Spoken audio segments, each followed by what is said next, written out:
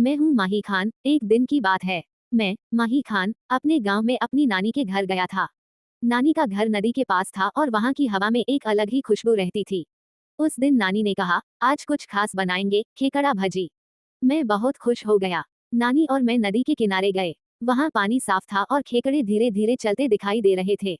नानी ने समझदारी से खेकड़े पकड़े और बोली, बेटा, खाने की चीज भी इज्जत से लेनी चाहिए, जरूरत भर। घर लौटते समय रास्ते में अचानक झाड़ियों में एक सांप दिखाई दिया। मैं डर गया और पीछे हट गया। नानी मुस्कुराई और बोली, डर मत माही, सांप भी प्रकृति का हिस्सा है।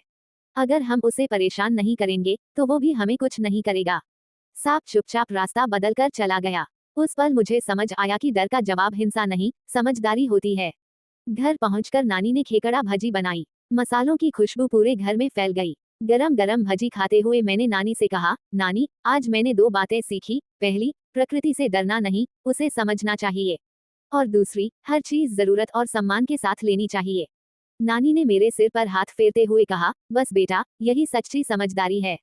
उस दिन की खेकड़ा भजी सिर्फ स्वादिष्ट नहीं थी, वो मुझे जीवन का एक मीठा सबक भी दे गई। एक दिन की बात है। मैं अपने कमरे में बैठा पढ़ाई कर रहा था। बाहर हल्की हल्की हवा चल रही थी और कमरा बिल्कुल शांत था।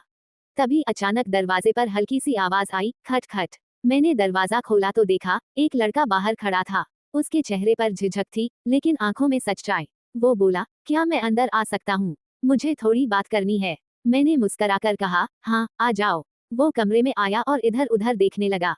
फिर धीरे से बोला, मैं यहाँ नया हूँ। मुझे किसी से बात करने का मन था, इसलिए चला आया। मैंने उसे बैठने को कहा। हम दोनों ने साधारण बातें शुरू की, कॉलेज, पढ़ाई, गांव, परिवार और सपनों के बारे में। बात करते करते पता ही नहीं चला कि समय कैसे बीत गया। उस लड़के ने कहा, कभी कभी इंसान को बस कोई चाहिए जो उसकी बात ध्यान से सुन ले। मैंने जवाब दिया, हाँ, और कभी कभी एक छोटी सी बातचीत भी दिल हल्का कर देती है। थोड़ी देर बाद वो लड़का मुस्कुराया। अब उसके चेहरे पर झिझक नहीं थी। जाते जाते उसने कहा, आज अच्छा लगा। तुमने मेरी बात सुनी, यही बहुत है। उसके जाने के बाद मैं कुछ देर तक सोचता रहा। मुझे समझ आया कि कभी कभी अनजान लोग भी हमें एक अच्छा अनुभव दे जाते हैं, बस थोड़ी समझ और अपनापन चाहिए। कुछ दिनों बाद हम सब एक काम से दिल्ली गए। दिल्ली बहुत बड़ी और भीड़ भाड़ वाली जगह है। वहाँ की सड़कें, ऊंची इमारतें और लोगों की आवाजें, सब कुछ अलग ही लगता है।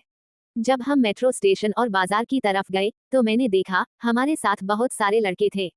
कोई हंस रहा था, कोई अपने काम में व्यस्त था और कोई अपने सपनों के बारे में बातें कर रहा था। मैं चुपचाप सबको देख रहा था।